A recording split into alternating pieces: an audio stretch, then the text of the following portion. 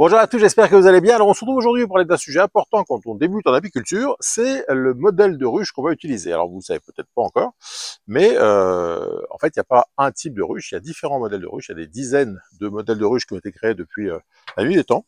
Alors si on fait un peu d'histoire, au début les gens qui voulaient faire du miel essayaient de reconstituer les conditions naturelles, c'est-à-dire qu'ils essayaient de prendre un tronc d'arbre qui creusait un petit peu, et puis ça dans des paniers. Alors avant 1850, quand on voulait exploiter du miel, quand on voulait faire du miel, on n'avait pas d'autre solution que de casser les rayons, c'est-à-dire que les abeilles bâtissaient les rayons, les remplissaient de miel, et puis quand l'apiculteur, entre guillemets, voulait récolter ce miel, il allait tout casser. Et évidemment, la colonie était embêtée puisqu'il n'y avait plus de rayons, il n'y avait plus rien. Donc c'était une exploitation, vraiment une exploitation, puisque la colonie ne s'en remettait en général pas. Et donc c'était pas très, on va dire pas très durable. Bon, il y avait beaucoup de colonies à l'époque, il y avait moins de pollution, donc plus d'abeilles, et donc ils arrivaient à faire comme ça. Mais d'une part, ils détruisaient les colonies, d'autre part, ils produisaient très peu de miel. À l'époque, quand on avait ces ruches troncs ou ces ruches paniers, quand on avait 5 kilos de miel, on était très content. Tout ça a fait qu'il y a des gens qui se sont posés des questions, beaucoup de gens dans le monde religieux, des abbés, des prêtres, etc. Et vers 1840, il y a un prêtre polonais qui s'appelle Jan Jerzon, qui s'est penché sur la question, qui était un prêtre un peu scientifique, et il a essayé de comprendre comment on pouvait ne pas tout casser à chaque fois qu'on voulait prendre du miel. Et donc il a pensé à cette solution de cadre amovible. Alors il a commencé à développer ça sans trop développer, il a fait ça plus chez lui, sans trop développer le truc. Et vers 1850, aux États-Unis, un autre révérend, cette fois-ci, un pasteur, qui s'appelait Loren Langstroth, a utilisé ces découvertes de Jerzon pour faire ce qu'on appelle aujourd'hui la ruche Langstroth. Alors la ruche Langstroth, c'est la première ruche à cadre amovible. Alors la ruche Langstroth, elle est là.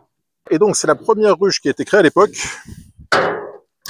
Et c'est aujourd'hui la ruche la plus utilisée dans le monde. Il y a environ 80% des ruches mondiales qui utilisent ce principe. Alors Langstroth, il a eu quoi? Il a eu donc cette idée, il a repris l'idée du polonais de faire des cadres amovibles, c'est-à-dire que donc on pouvait, grâce à cette découverte, voir ce qui se passait à l'intérieur de la ruche, simplement en soulevant les cadres. Donc ça, c'était la première grande découverte. La deuxième grande découverte, c'est qu'il a découvert ce qu'on appelle le B-space, c'est-à-dire les espaces entre les cadres. Il a découvert que s'il y avait moins de 6 mm entre les différents rayons, les abeilles mettaient de la propolis, donc bouchaient le trou. S'il y avait plus de 10 mm, elles bâtissaient un nouveau rayon. Et donc, si on mettait un espace vital, un B-space, donc l'espace de l'abeille, d'environ 8 mm entre chaque rayon, les abeilles ne bouchaient pas et ne construisaient pas de rayons. Et donc, ça permettait d'avoir des rayons bien alignés, bien optimisés dans un cadre comme ça. Voilà, donc Langstroth, après avoir bien étudié la question, il a décidé de faire ce format de ruche. Alors c'est un format qui est un format avec des corps, donc des coffrages comme ça, qui font 41 litres. Mais ça, c'est 41 litres, voilà. À l'intérieur, il y a 10 cadres. Tous ces cadres sont espacés de 8 mm. Et donc, on a une ruche Langstroth qui fait en dimension intérieure 37 cm par 46 de long et par 24 de haut. Ce qui fait donc 41 litres. Et il a pensé que c'était le meilleur format. Alors le principe de cette ruche, c'est donc un plancher, un corps de ruche dans lequel la colonie se développe, la reine pond, etc. Et en général, on met une grille à reine et au-dessus, à partir de ce deuxième niveau, on a du miel. Alors ça dépend après des apiculteurs. Certains apiculteurs préfèrent avoir deux corps pour le nid à couvain et puis faire du miel au-dessus. Ça dépend un petit peu de l'intensité des ressources qu'on a. Si on a des grosses ressources, on a intérêt à avoir une grosse colonie qui va ramener beaucoup de miel. Donc on a 2 corps de ruche qui sont destinés à héberger la colonie. Et puis ensuite on va mettre au-dessus 1, 2, 3, 4 hausses pour accueillir le miel. Mais disons que le principe de base c'était 40 litres pour stocker la colonie. Et puis en général une grille à reine pour séparer pour que la reine n'aille pas pondre au-dessus. Et puis une hausse. Alors finalement c'est pas tant que ça une hausse, c'est exactement le même format. Mais donc 40 litres aussi, 41 litres. Pour accueillir le miel et pour pouvoir récolter le miel. Donc chaque saison, à chaque miellet, on récoltait le miel dans cette hausse, et puis pendant l'hiver, on laissait la colonie passer l'hiver dans cet petit espace. Le fait que ce soit un espace assez réduit, ça permettait que la colonie puisse chauffer facilement, et donc c'était pas mal. Donc cette ruche a été créée vers 1850, et puis elle a bien plu, puisqu'aujourd'hui, on a dit environ 80% des ruches du mondial qui utilisent ce format. Alors pourquoi ce format? Parce qu'il fonctionne bien, il a été prouvé que les colonies se sentent bien à l'intérieur, et puis aussi parce qu'il est très modulable. On va comparer après avec la d'Adam, mais là on a que des corps identiques, donc ces corps de 37 par 46 par 24. On n'a pas des hausses et des corps différents, donc c'est assez facile de pouvoir gérer. On peut prendre un cadre d'en haut, le mettre en bas. Enfin, c'est très facile à gérer. Tout est au même format. Quand on doit exploiter des milliers de cadres, des milliers de modules, on les met comme ça. Il y a même des machines aux États-Unis quand ils vont récolter le miel dans les exploitations d'amandes, par exemple en Californie. Il y a des camions entiers qui passent et on passe les corps comme ça dans des machines pour sortir le miel. Bref, c'est quelque chose de très standardisé, et ça permet une exploitation assez pratique. Et donc, c'est pour ça que 80% des ruches mondiales sont comme ça. Alors ça, c'était donc 1850 Lorenzo Langstroth, donc la ruche Langstroth. Mais en Europe, on a eu, alors bizarrement, il y a un Français qui s'appelait Charles Dadan, qui était parti s'installer aux États-Unis, à Hamilton, dans l'Illinois, en dessous de Chicago. Et ben ce Français, il a donc découvert la ruche Langstroth en 1850, comme tout le monde, mais il était en discussion avec un autre grand apiculteur américain qui s'appelle Moses Quimby, qui était quelqu'un qui a développé vraiment l'apiculture, qui voulait faire en sorte que les gens puissent vivre de l'apiculture. Et donc, en échangeant avec Moses Quimby, il s'est dit que peut-être que ce corps de 24 cm de haut, c'était peut-être un peu léger pour les grosses colonies, que si la reine voulait pondre beaucoup, développer des colonies très populeuses, elle serait un peu à l'étroit. Donc il y avait toujours la solution de mettre un deuxième corps, comme je vous l'ai dit, mais il y avait ce petit espace entre les deux qui faisait que la reine n'était pas forcément avec une configuration idéale. Et donc Charles d'Adam, il a fait donc la ruche d'Adam. Alors la ruche d'Adam, c'est quoi? Si vous regardez bien, c'est une ruche et une hausse. Donc vous voyez que quand on compare les deux, on est quasiment exactement au même volume. La ruche d'Adam avec la ruche Langstroth avec deux cadres, on est à 82 litres. Et la ruche d'Adam avec le corps et la hausse, on est à 83 litres. Donc 82 litres pour deux corps Langstroth et 83 litres pour le corps et la hausse d'Adam. Alors quelle est la différence? C'est que c'est pas tout à fait conçu pareil. Vous avez un corps qui est donc ici, qui fait, alors j'ai les dimensions, 38 par 45 par 31. Donc grosso modo, c'est les mêmes dimensions pour la longueur et la largeur, mais la hauteur, ici on a 24 et ici on a 31. Alors pourquoi? Dadan a pensé, et Quimby aussi, pensait que si la reine avait plus d'espace pour se développer au rez-de-chaussée, elle serait plus à même de mieux pondre, donc de faire des colonies plus populeuses. Donc il a considéré que ça serait mieux de faire ce corps de ruche à 54 litres, et puis des hausses plus courtes pour le coup à 29 litres. Donc au final, on a toujours les 83 litres en tout, mais on a 54 litres pour la colonie et 29 litres pour les hausses. Alors l'avantage de cette solution, c'est qu'on a des hausses qui sont plus petites, donc ça c'est pratique quand on doit récolter. On a une hausse qui fait, quand elle est remplie, chaque cadre comme ça de hausse, il peut contenir environ 2 kg de miel. Donc on a 10 cadres de 2 kg, on a une hausse qui fait 20 kg. Ça peut être assez pratique pour la récolte. C'est un peu moins que celui-ci qui fait, on a dit 24 cm de haut, donc les récoltes sont plus lourdes. Alors on peut mettre autant de corps de hausse qu'on veut. Et puis il faut savoir aussi que donc cette hausse d'Adam, cette ruche d'Adam a été pas trop utilisée finalement aux États-Unis. On a considéré que c'était pas la meilleure solution, mais en Europe et en France notamment, c'est aujourd'hui la ruche la plus utilisée.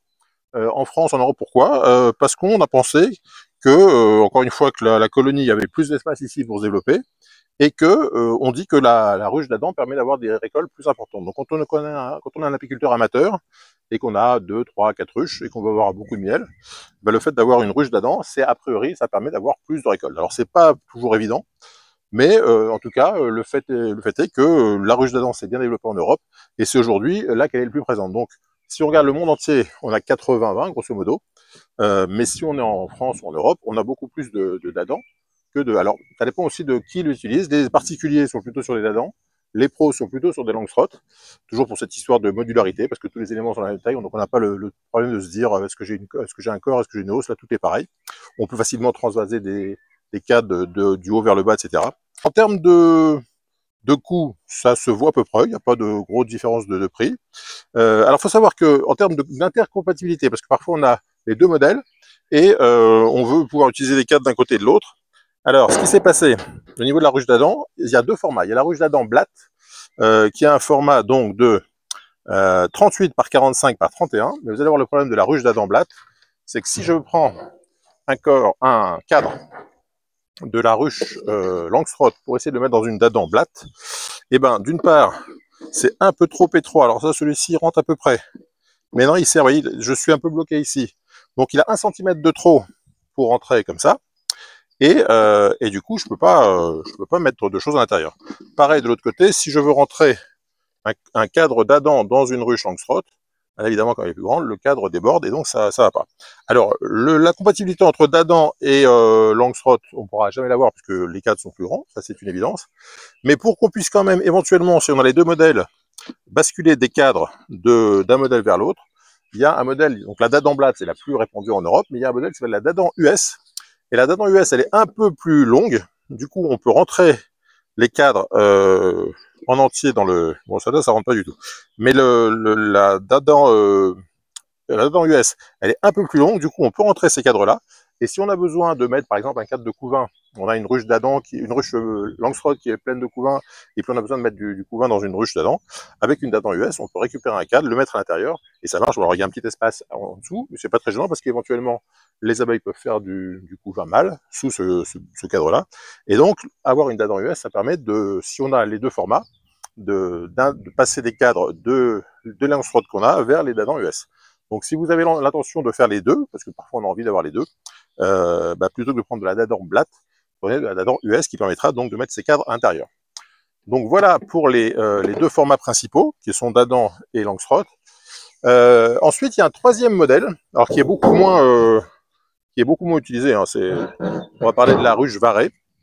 La ruche Varé, c'est celle-ci. Alors c'est vraiment un truc qui n'est pas du tout utilisé par les pros. Mais qui en revanche est un peu utilisé par les particuliers qui veulent avoir des ruches mais sans trop se casser la tête. Si vous avez envie d'avoir une ruche dans votre jardin, d'avoir des abeilles, c'est ce qu'on appelle une ruche de biodiversité, avoir un petit coin de son jardin avec une ruche, avec des abeilles qui se baladent pour polliniser votre potager par exemple, et ben ça c'est la ruche Varé. Alors la ruche Varé pareil, c'est vers 1920, l'abbé Varé, encore une fois c'était un ecclésiastique qui a développé ce modèle. Alors l'idée de Varé c'était de dire il faut qu'on fasse une ruche qui soit vraiment le modèle parfait de ce que font les abeilles dans la nature. Donc vous vous rappelez qu'on a dit au début que les abeilles faisaient des colonies s'installer dans des troncs d'arbres. Donc ce modèle il ressemble un peu à un tronc d'arbre de 30 cm de diamètre. Et ce qu'a voulu faire Varé, c'est que l'apiculture soit accessible à tous. Donc ces modules-là, on peut les fabriquer très facilement. Ça par exemple, je les ai fabriqués avec de la palette à récupération de palettes. Donc c'est une ruche qui fait 30 par 30 par 21. Donc 19 litres de capacité. On peut récupérer n'importe quel bois tant qu'il est un peu épais, il faut 25 mm environ de section. On fait ce petit cubage. Éventuellement, dans une autre vidéo, je vous montrerai comment fabriquer une petite ruche Varé comme ça. Donc on n'a pas d'achat de ruche à faire puisqu'on fait de la récup de bois. Les cadres, il n'y en a pas non plus. On met simplement ce qu'on appelle des barrettes. Donc des petits bouts de bois comme ça qui font 25 mm, qui sont juste le haut d'un cadre en fait, sur lequel on met ce qu'on appelle des amorces, donc 1 cm de cire. Donc au lieu de mettre une grande feuille gaufrée qui coûte assez cher, on met juste une amorce. Et on a ces barrettes qui sont disposées sur le dessus. Et les abeilles vont construire, sur ces barrettes, vont construire les rayons et vont faire leur petite colonie. Alors c'est une ruche qui donc coûte pas grand chose. Au fur et à mesure que la colonie grandit, on va insérer des nouveaux éléments, des nouveaux modules sous le... Alors au départ, on a ça, donc on met le toit ici. Alors il y a très important, c'est le toit qui permet une bonne ventilation. Donc, je vous en parlerai dans la vidéo dédiée à la ruche Varé. Donc au début, on a juste ça, avec un toit qui est comme ça. Voilà, ça c'est la petite ruche Varé de départ. Donc on imagine que vous trouvez un essaim, vous faites votre petite ruche avec de la récup de bois, vous faites un petit truc comme ça, vous la posez sur un plancher qui permet donc de voir la porte de sortie. Et puis votre petite colonie va commencer à bâtir des rayons sur les barrettes, va se développer. Alors l'inconvénient de ce modèle Varé, c'est qu'on ne peut pas tirer les barrettes pour voir, enfin, au début un petit peu, mais après ça va être vite collé sur les côtés, ça va être compliqué de sortir les barrettes. Donc c'est beaucoup moins, on peut beaucoup moins faire de visites. Mais pour les gens qui veulent pas s'embêter, c'est pas plus mal, hein, leur ruche tourne et puis ils regardent pas trop. Parce que quand ils voient qu'ils ouvrent un peu quand même et qu'ils voient que la colonie commence à être un peu à l'étroit, et ben on met un deuxième module sous le module. Alors ça veut dire qu'il faut enlever celui-ci, poser celui-là et mettre par-dessus. Et hop, la colonie va s'agrandir par le bas. Alors qu'en général, sur les ruches, les autres modèles, on met les hausses sur le dessus. Avec la ruche Varé, on met les modules par-dessous.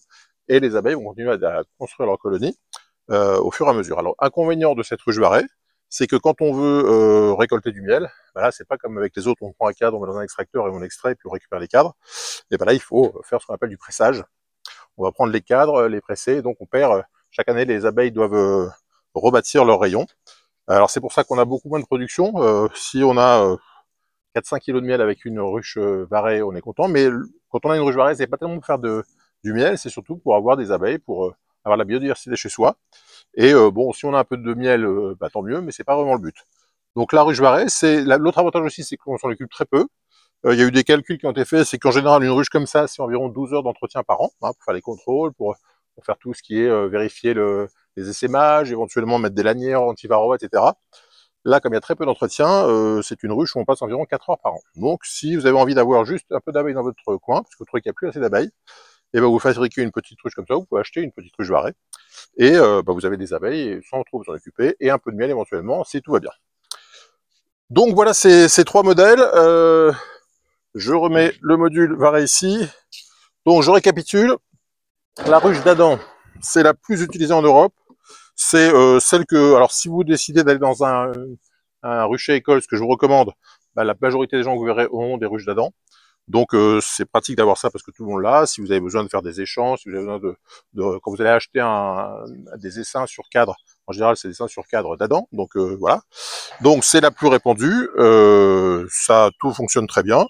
L'avantage c'est que les hausses sont pas trop lourdes, ça peut être intéressant. La ruche Langstroth, c'est la plus utilisée par les pros. C'est la plus pratique quand on fait des grosses productions, quand on a plusieurs ruchers, qu'on va pouvoir basculer, faire la transhumance, etc. La ruche Langstroth est la plus adaptée. Et puis ça, c'est la ruche la plus pratique, celle qui demande le moins d'entretien. Pour les gens qui ont des problèmes de psychomoteur, pour déplacer des choses, bah là, c'est vrai qu'avec 19 litres, c'est assez pratique. Hein. Même si le module est rempli, c'est pas trop lourd, ça fait une vingtaine de kilos. Alors que là, tout de suite, on est sur 35-40 kilos. Donc voilà, si vous savez pas trop si vous avez envie de vous lancer dans l'apiculture et vous savez pas trop quoi choisir, vous avez tendance tous les éléments. Ça, c'est la plus répandue en France. Ça, c'est la plus répandue chez les professionnels. Et ça, c'est la plus répandue chez les gens qui veulent avoir un petit coin d'abeilles chez eux sans trop se casser la tête. Voilà, j'espère que cette vidéo vous a plu. Si vous avez des questions sur la ruche, d'Adam, Langstroth, Varé, bah, n'hésitez pas à poser des questions en commentaire, j'y répondrai avec plaisir. Si cette vidéo vous a plu, évidemment, n'hésitez pas à mettre un petit pouce bleu. Et puis, si vous n'êtes toujours pas abonné, je compte sur vous pour nous rejoindre très vite. À très bientôt, bye bye.